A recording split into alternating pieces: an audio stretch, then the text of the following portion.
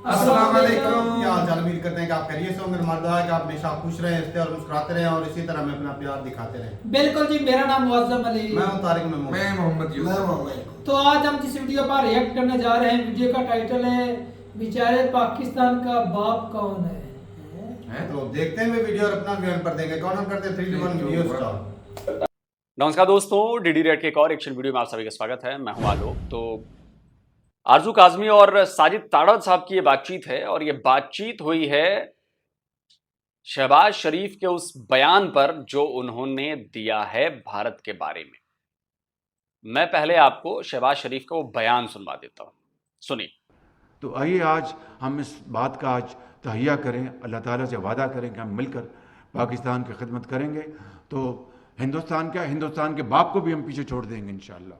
तो जी, ये 2 टके का आदमी, 2 टके का मैं इसलिए कह रहा हूं कि एक पीएम की भाषा ऐसी नहीं होती है, वो भी उस देश का पीएम जिसके यहां की बिजनेस कम्युनिटी गिड़गिड़ा रही है कि जी भारत से ट्रेड कर लो। इसी के सामने गिड़गिड़ा रही थी, बोला कि भारत से ट्रेड करो वरना हम खत्म हो रहे हैं, गिड़गिड़ा रही थी इसी के सामने। ये उस देश का पीएम है। ये उस देश का पीएम है जिसको भीख मांगने से फुर्सत नहीं है। भीख नहीं मांगेगा, भीख नहीं मिलेगी, इसका देश टूट जाएगा।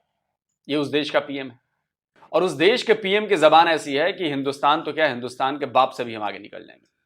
ये जो गली छाप, गटर छाप लोगों की भाषा नहीं होती, ये उस तरह की भाषा बोलता है ये। और ये अपने आप को पाकिस्तान का पीएम बता रहा है। समझ रहे हैं आप ये कि हिंदुस्तान क्या, हिंदुस्तान के बाप से भी हम आगे निकल जाएंगे। तो शहबाज शरीफ, न तुम्हारे दादा में ये दम था, न तुम्हारे बाप में ये दम है, और न तुम में दम है कि तुम हिंदुस्तान से क्या और हिंदुस्तान के बाप से तो छोड़ दो। पैदा तुम हुए हो, पाकिस्तान नाम का देश पैदा हुआ है और जो पैदा हुआ है उसका मरना निश्चित है। हिंदुस्तान पैदा नहीं हुआ है, हिंदुस्तान यही था पहले से ही। समझे? अब उस पर बड़ी लोगों को मिर्ची लगेगी। लगे भाई, आप लोगों की जलनी चाहिए, बिल्कुल जलनी चाहिए। रस्सी जल गई पर बल नहीं गया पाकिस्तानियों का। यही हाल पाकिस्तानी पीएम का है। अच्छा है, तू और दे, इससे और मजबूत होगी हमारी चीज कि भैया कोई संबंध नहीं रखना तुम लोगों से, कोई दोस्ती, कोई व्यापार, कोई कारोबार, कुछ नहीं करना तुम लोगों से, क्योंकि मानसिकता यही है। जब तुम्हारे पीएम की मानसिकता यह है तो लोगों की तो छोड़ ही दो। चलो अब इस पर क्या साजिद तारड़ क्या कह रहे हैं जरा देखते हैं। आपने मुझे कहते छेड़ ही दिया तो अगली भी स्टोरी सुन ले जो मैं बताना चाह रहा था। ए लेवल के पर्चे निकल गए, बिक गया पर्चा ए लेवल का। कैमरेज वाले तड़प गए वहां बैठे। ए लेवल के पेपर कौन देता है आपके पाकिस्तान में?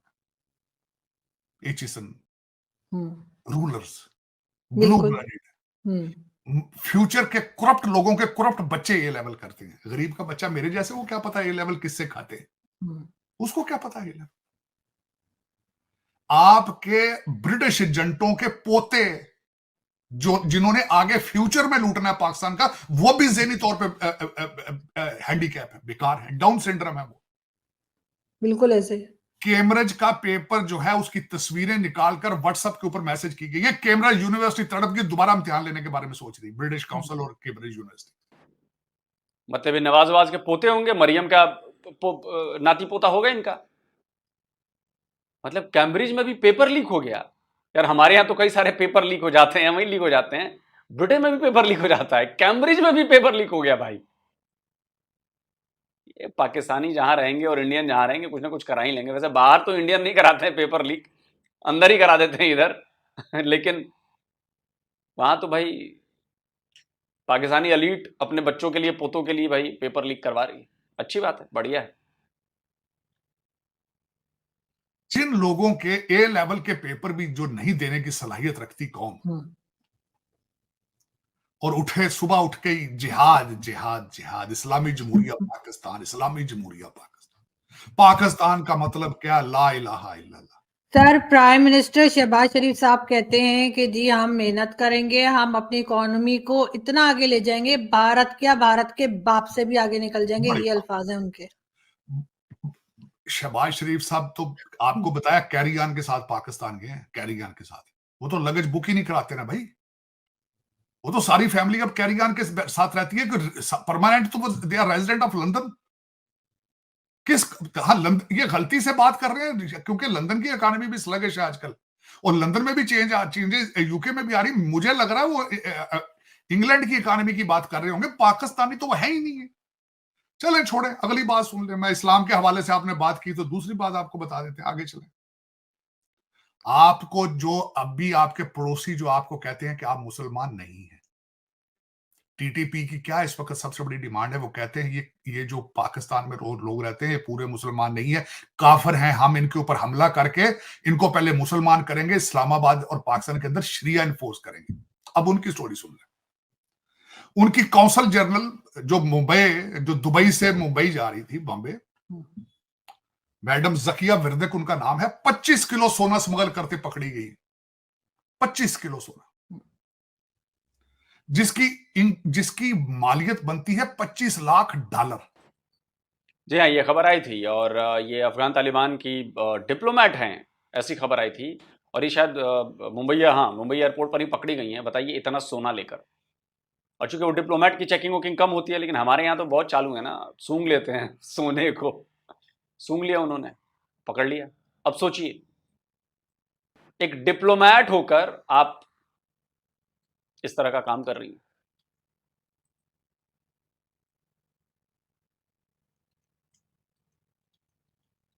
मोहतरमा ने बीबीसी को इंटरव्यू में कह दिया, कहते मेरे खिलाफ साजिश है, मेरी किरदार कुशी की जा रही है। अगलों ने वीडियो निकाली है, ग्रीन चैनल से निकल के जा रही थी बॉम्बे एयरपोर्ट पे। उन्होंने पकड़ा, टच, तुम्हारे सूटकेस में से 25 किलो अगर सोना निकला जाए स्मगलिंग में, तो किरदार कहां आ गया तुम्हारा भाई? किस किस्म का किरदार की बात कर रही हो? किस किस्म के इस्लाम की बात कर रही हो भैया आप अफगानी तो ठेकेदार हो ना। आप अफगानी कौन हो? आपने भारत की तबाही का बायस आपने बने। आप पाकिस्तान को इस इंडस वैली, मैंने तो छोड़ दिया, नाम लेना ही छोड़ दिया आजकल। मैं इंडिया पाकिस्तान का नाम नहीं लेता, मैं तो इंडस सिविलाइजेशन है ये सारी, इंडस को तबाह करने वाले ये पठान है सारे। तो हालत देख लो, ये बीबी जकिया विरदक सर पे चादर लेके बैठती है जहां बैठती है। 25 किलो सोना लेके जा रही थी, लड़का भी साथ था। अगलों ने एयरपोर्ट के ऊपर पकड़ लिया, तो तुम कहती हो मेरी किरदार कुशी हो रही। कहते मेरे ऊपर इल्जाम लग रहा है, ये सियासी चीजें हैं। और तालिबान भाईजान, ये पहले अपने घर में पहले कर लो यार बेहतरी कुछ। ये पहले अपने कौंसल जनरल, पहले तो आप किसे पूछो कौंसल जनरल, हाँ मैं ये कहूंगा गनी दौर की बनी हुई थी, वो आजकल की नहीं बनी हुई। लेकिन ये तालिबान भाईजान जो है, उसके हर सारे उसको कौंसल जनरल के उसके पास डिप्लोमेटिक इम्यूनिटी थी। उसने डिप्लोमेटिक इम्यूनिटी अपनी क्लेम की है एयरपोर्ट के ऊपर कि मुझे अरेस्ट ना किया जाए, क्योंकि उसको अरेस्ट करने लगे थे वो। तो इम्यूनिटी आप उसकी ऑनर कर रहे हैं, आप उसके अहकामात आपको उसके साथ तालिबान भाईजान जो है, जो बहुत बड़े मुसलमान हैं, वो उनके साथ काम तो कर रहे हैं आप। तो ये आपके इस्लाम के हालात हैं, आप देखें आप किस तरह आगे जा सकेंगे। लेकिन सर ये जरूर है कि लास्ट में मैं ये जरूर पूछना चाहूंगी कि पाकिस्तान के कुछ पॉलिटिशियंस, बल्कि काफी पॉलिटिशियन जिसमें फवाद चौधरी साहब भी शामिल हैं, कांग्रेस की बहुत वाह कर रहे हैं, और बीजेपी या मोदी जी के लिए कहते हैं जी उन्होंने क्या किया है, उनकी क्या तारीफ में करूं, मुझे तो समझ नहीं आ रही है। इस किस्म की ट्वीट्स वो लगा रहे हैं। आखिर क्यों सपोर्ट किया जा रहा है कांग्रेस को? कंट्रोवर्सी चल रही दोनों साइडों की, मैंने देखी है। बल्कि मैं आपको पता, फैसल को मैं बड़ा अपना फवाद चौधरी साहब को बड़े अरसे से जानता हूँ, मेरा उस फैमिली के साथ बड़ा पर्सनल रिलेशनशिप है। बल्कि उनकी जो बात है, ये बयान को मोदी साहब ने अपनी स्पीच में भी कहा है। उन्होंने कहा देखें ये कांग्रेस के गीत गा रहे हैं, पाकिस्तान के अंदर से आवाजें आ रही। इशारा उनका फवाद चौधरी की बात की तरफ ही था, उन्होंने ट्वीट भी की है उसमें। लेकिन देखें आरजू, मैं आज आपको लिख के बता देता हूं, बीजेपी की गवर्नमेंट को खत्म करना, बीजेपी की आइडियोलॉजी को खत्म करना आसान नहीं।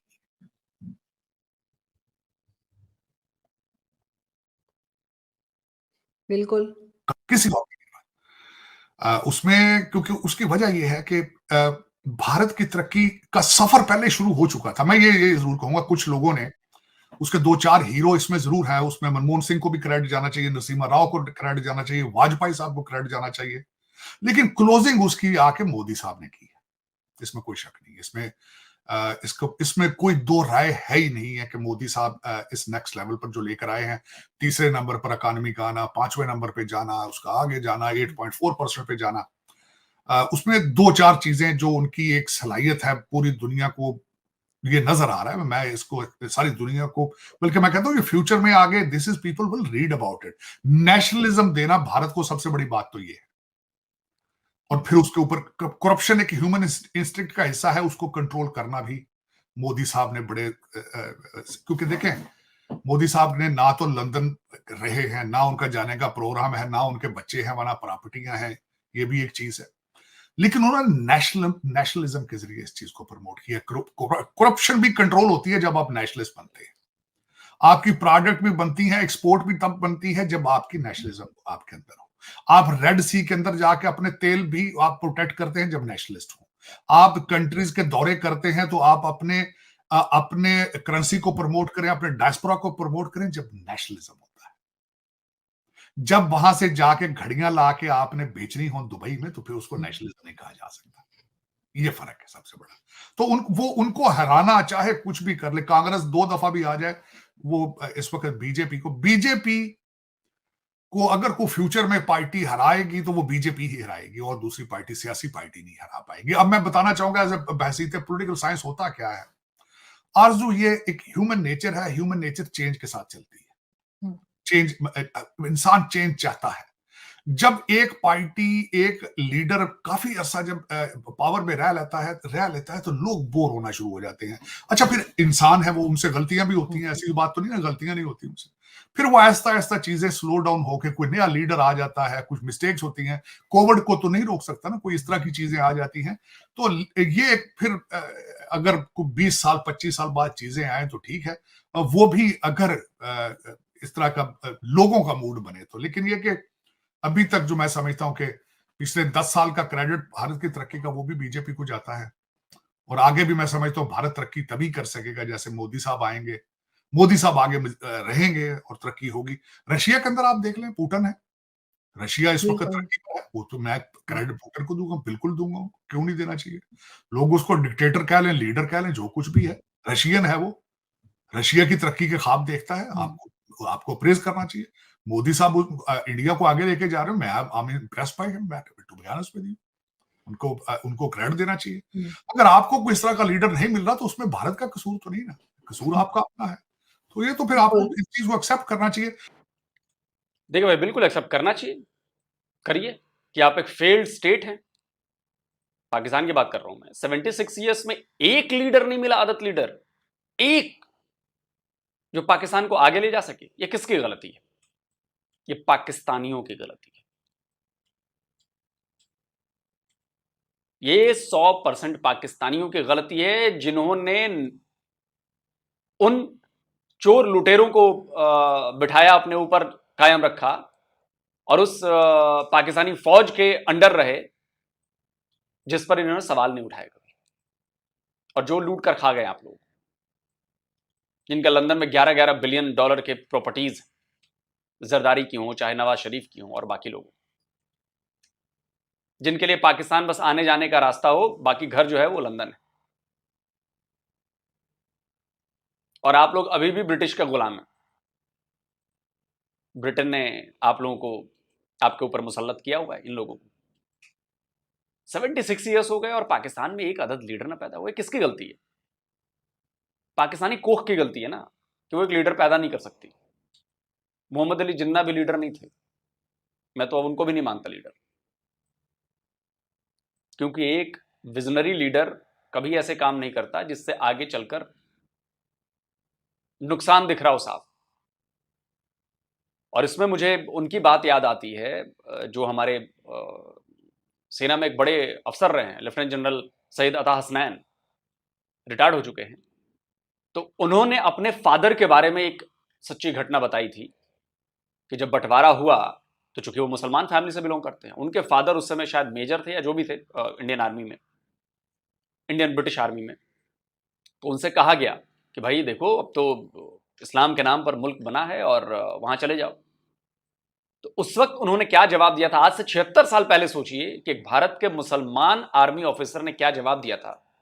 वो जानता था कि पाकिस्तान के साथ ऐसा होगा। सुनिए। मेरे पिताजी जनरल सैयद मेहदी हसनैन उस वक्त कैप्टन जब आर्मी के अंदर आए थे, तो फर्स्ट गढ़वाल राइफल्स में आए, और लाहौर के स्टेशन पे उनके एक कमांडिंग ऑफिसर कर्नल मकलेन, जहाँ तक मुझे याद है उनका नाम, सर तो वहाँ पर लाहौर में जब इंजन बदलने के लिए रोका स्पेशल ट्रेन को, तो उनके कमांडिंग ऑफिसर ने उनसे पूछा बुलाकर अपने कंपार्टमेंट में कि भाई बंटवारे के अंदर आप क्या चाहेंगे, किसी मुस्लिम यूनिट के साथ, मुस्लिम रेजिमेंट के साथ पाकिस्तान आर्मी में जाने की? तो मैंने पिताजी सुनते रहे, फिर उन्होंने अपना जवाब दिया उनको। जवाब जो था बहुत ज़बरदस्त, वो जवाब था कि मुझे नहीं मालूम कि मेरा ख़ानदान जो है, परिवार जो है, वो क्या सोच रहा है। मैंने सोच लिया है, उस देश में नहीं जाना चाहता मैं जो मजहब के ऊपर बनाया गया है, on faith, on religion, on ideology. जो देश ऐसे पैदा किया गया है, वो देश अभी सेलिब्रेट करेगा बहुत। जिन्ना साहब सेलिब्रेट करेंगे कि देखिए क्या उन्होंने करिश्मा कर पाया दिया है, सर। करिश्मा बिल्कुल क्या पाया है जी। पहली दफे एक an Islamic nation, a fresh new Islamic nation being born like this. मैं नहीं समझता कि ये बात चलेगी, देश चलेगा। वो देश जिसके अंदर हर जात, हर आइडियोलॉजी, हर मजहब के लिए जगह है, वो देश जो है, शुरू में लगेगा हम सबको कि ये देश कैसे चलेगा, मगर वो देश चलेगा। तो मैं तो अपनी रेजिमेंट में रहना चाहता हूं, अपने पलटन में रहना चाहता हूं, अपने देश में रहना चाहता हूं। आप सोचो कि एक मुसलमान ऑफिसर भारत का, उसने तब देख लिया था कि पाकिस्तान का फ्यूचर क्या होने वाला है और भारत का फ्यूचर क्या होने वाला है। आप सोचो कि उसके पास कितना अच्छा विजन रहा होगा, कितना दूरदर्शी था वो। आज उनके बेटे हमारी आर्मी में सेकंड टॉप मोस्ट रैंक होती है, आर्मी चीफ के बाद की रैंक होती है लेफ्टिनेंट जनरल, और उससे रिटायर हुए हैं। वो उस खानदान से आते हैं।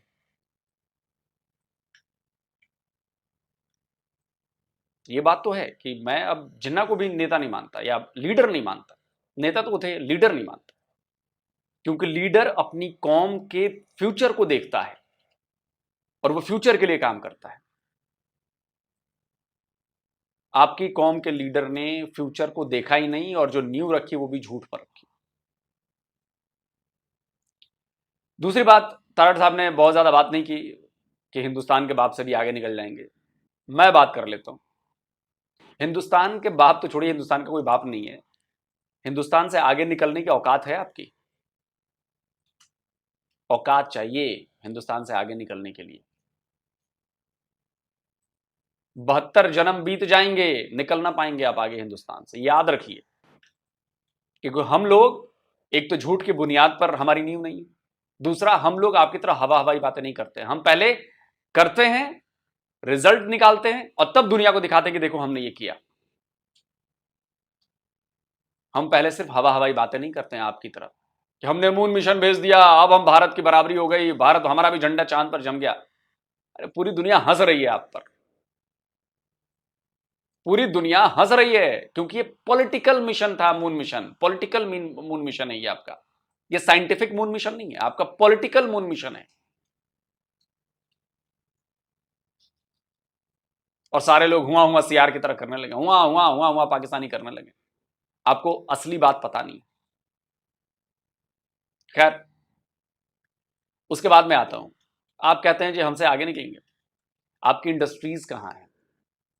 $5 बिलियन की इन्वेस्टमेंट के लिए आप सऊदी के आगे लेटे पड़े हैं, क्योंकि वो $5 बिलियन की वो कर रहे हैं इन्वेस्टमेंट, तरस खाकर आपके ऊपर। भीख मांगने पहुंचे तो उनका चलो भीख में दे देते हैं कुछ। आपकी इंडस्ट्री कहां है? आपका सर्विस सेक्टर कहां है? आपका एजुकेशनल सेक्टर कहां है? आपका इंफ्रास्ट्रक्चर कहां है? कहां है? कहीं कोई है? आपसे हर फील्ड में हम 100 ईयर्स आगे हैं। आज से आप उतनी तेजी से वॉर लेवल पर काम शुरू करेंगे ना, तो आपको 100 साल लगेंगे मौजूदा भारत की स्थिति में पहुंचने में, 100 ईयर्स। और तब तक तो हम पता नहीं हमारी स्पीड कहां निकल चुकी होगी। हमारी प्रोजेक्शंस तो दिख रही हैं कि अगले कुछ सालों में हम दुनिया की तीसरी सबसे बड़ी इकॉनमी बनने वाले हैं, और ज्यादा टाइम नहीं लगेगा जब हम दुनिया के नंबर 1 इकॉनमी भी बन सकते हैं, क्योंकि हम उसके लिए काम कर रहे हैं, हम उसकी राह पर हैं, हम सही राह पर चल रहे हैं, हमारी पॉलिसीज वैसी बन रही हैं, हम काम वैसा कर रहे हैं, हम आपकी तरह हवा हवाई बातें नहीं कर रहे हैं, आपकी तरह हम हवा हवाई बातें नहीं कर रहे हैं। हम 2 साल पहले से हमने बात शुरू की सेमीकंडक्टर की, उस पर हम काम कर रहे हैं। आने वाले 2-3 साल में आप देखिएगा कि सेमीकंडक्टर के मामले में हम कहां पहुंच जाएंगे। फिर आप चिल्लाते रहिएगा कि अरे भारत देखो सेमीकंडक्टर में भी इतना आगे निकल गया, आईटी में तो था ही, सेमीकंडक्टर में भी आगे निकल गया। $300 बिलियन की मार्केट होने वाली है आने वाले कुछ सालों में सेमीकंडक्टर के, सिर्फ भारत में करीब करीब आपकी पूरी जीडीपी के बराबर, करीब करीब। क्या आप टक्कर लेंगे और क्या आप हमसे आगे निकलेंगे? हमारी एक कंपनी टाटा, उसकी तो बराबरी नहीं कर सकता पूरा पाकिस्तान, पूरे पाकिस्तान की जीडीपी से आगे है, और अब बात करते हैं कि भारत के बाप से भी आगे निकल जाएंगे। तुम्हारे बाप में औकात नहीं है पाकिस्तान के लोगों कि तुम लोग आगे निकल जाओ। आगे निकलने के लिए हमने 76 साल से खून पसीना एक किया हुआ है, मेहनत कर रहे हैं, और तुम टांग पर टांग धरकर, वो क्या कहते हैं, वो पाइप लेके जो पीते हैं वो पी रहे हो, बस गुड़गुड़ा रहे हो हुक्का, समझे? क्योंकि तुम लोगों में अय्याशियों की आदतें हैं। और मैं आज फिर कहूंगा कि बहुत बहुत भगवान तेरा धन्यवाद कि ये अलग हो गए हमसे, वरना आज इनकी वजह से हमें कितनी परेशानी उठानी पड़ती। आज इनकी वजह से दुनिया भर में हमारा सर जो है शर्म से झुका होता, हम भी भिखारी कहला रहे होते, क्रिमिनल कहला रहे होते, टेररिस्ट कहला रहे होते। लेकिन शुक्र है भगवान का कि बचा लिया भगवान ने। कमेंट करके आप चलें जी, वीडियो खत्म हो गई। भाई साहब आलोक भाई काफी गुस्से में लग रहे थे, और शहबाज शरीफ का ना गुस्सा मना गए। शहबाज शरीफ तो बहुत ही दिल के अच्छे इंसान हैं। सबसे पहले बात ये है, ये शायद ना आधा क्लिप दिखाया गया, वो माफी फौरन ही मांग लेते हैं, इतना लंबा तो वो जाते ही नहीं है, मांग लेनी आई, यू टर्न ऐसे लेते हैं। आप थोड़ा सा सोच के देखिए, इंडियन भाई जितने भी हैं, शहबाज शरीफ कभी इंडिया छोड़ के कभी भी किसी के खिलाफ नहीं होता, नहीं होता है। वो तो इमरान खान के खिलाफ भी नहीं है कोई ना, नहीं है ना। शहबाज शरीफ की बात का गुस्सा नहीं करना चाहिए, उस बेचारे ने वो काम किया है जो पर्ची पर लिखा पर्ची पर लिख के दिया है। अगर नहीं बोलोगे तो नौकरी खत्म, इमरान खान की तरह। एक बात। दूसरी बात सर, पूरे हिंदुस्तान में काफी यूट्यूबरों ने ये कहा है कि हम पाकिस्तान के बाप हैं, हम पाकिस्तान के बाप हैं। कितनी बार हम सुन चुके हैं। पाकिस्तान की मां कौन है रे? मुझे समझ नहीं लगती है। ये आलोक सर कह रहे हैं इसका आपके बाप को ही बाप की बात कर रहे हैं, मुझे नहीं पता आपका तो हम बाप है, यही बन गए ना बाप तो फिर हमारे यहाँ बनते हैं। वो 3-4 कंट्री का बाप बोलते हैं पाकिस्तान का। नहीं, वो कहते हैं इंडियन बाप है, वो कहते हैं इंडियन बाप है। एक बात। दूसरी बात, अच्छा इस तरह फिर बांग्लादेश के हम बाप हुए, हम फिर बांग्लादेश बाप है, हिंदुस्तान के पोते हुए। ऐसे ही रिश्ता बनता है, रिश्तेदारी तो ऐसे ही चल रही है ना। अच्छा पहले नंबर तो हो सकता है ये तो अच्छा असल में भाई बाप तो वो होता है जो पैदा, एक मिनट वही कह रहा हूँ, बाप वो होता है जो पैदा करता है। बिल्कुल ठीक है, पैदा किसने किया भाई पाकिस्तान को?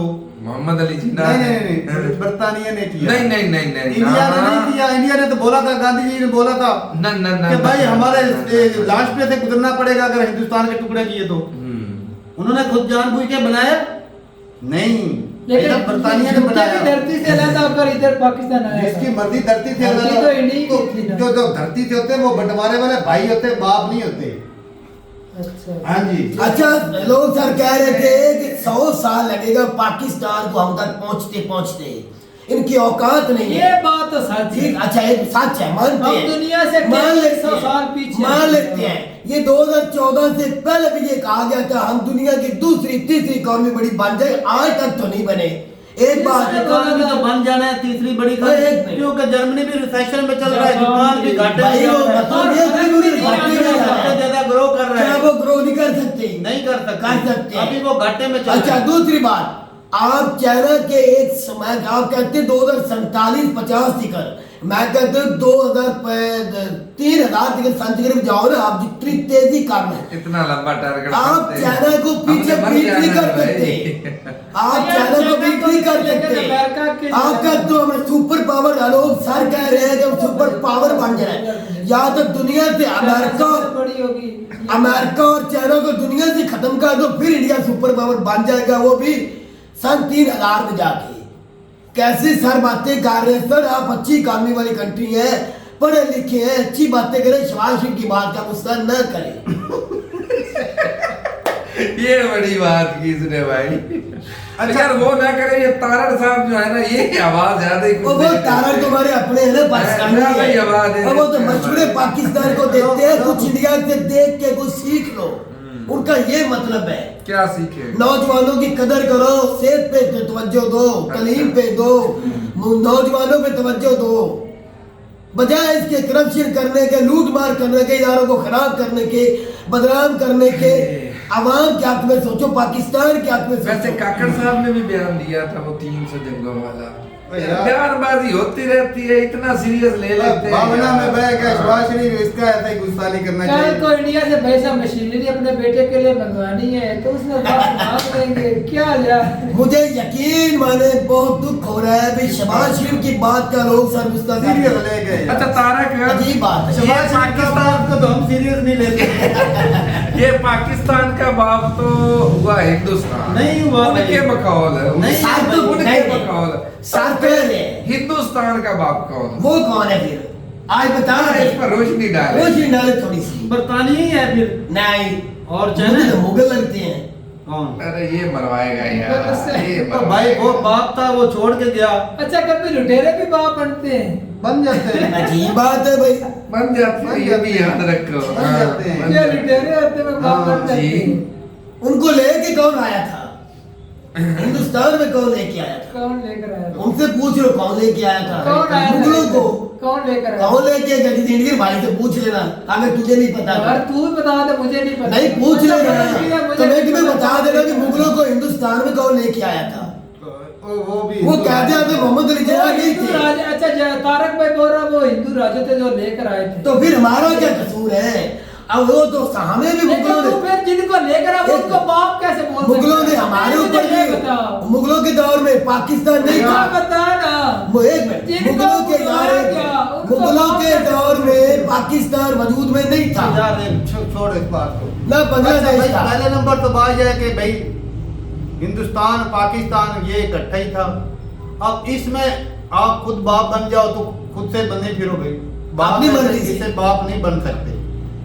हम भी हिस्सेदार थे, आप भी हिस्सेदार थे। बिल्कुल, पाकिस्तान जितनी भाई हो कुर्बानियां सकते हैं, आपने दी भाई, उतनी हमने भी दी। भाई हो सकते हैं, बाप नहीं। क्योंकि बंटवारा तो फिर भाइयों में अगर हुआ। दोनों से मार खाई तो इकट्ठी खाई मार, अगर मुगलों का जुल्म सहा तो इकट्ठे ही सहा। और हमें पैदा करने वाला भाई साहब बरतानिया है, हमारा बाप असल में वो है।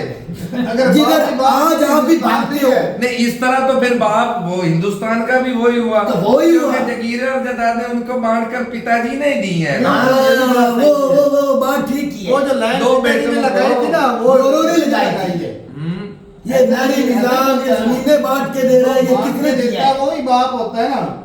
मामा, दोनों बच्चों को दी। ये जमीनें बांट के दी, नहरी निजाम बनाया, ट्रेनें चलाई, वो मुल्क तो चलाया, दोनों का वो बाप कौन था?